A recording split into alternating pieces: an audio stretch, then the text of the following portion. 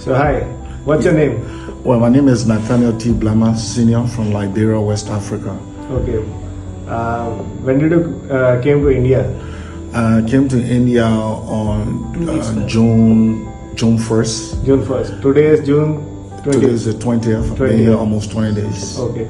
So what surgery, what procedure you underwent?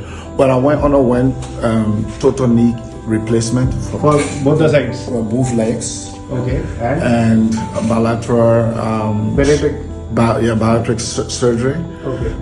Both of them were done back to back in just 2 days. Okay. And I'm proud to say it was very successful. Yeah. And my recovery has been very, very encouraging. Okay. So what is your next plan? What do you want to do now? Well, I'll continue the physiotherapy until I'm fully recovered.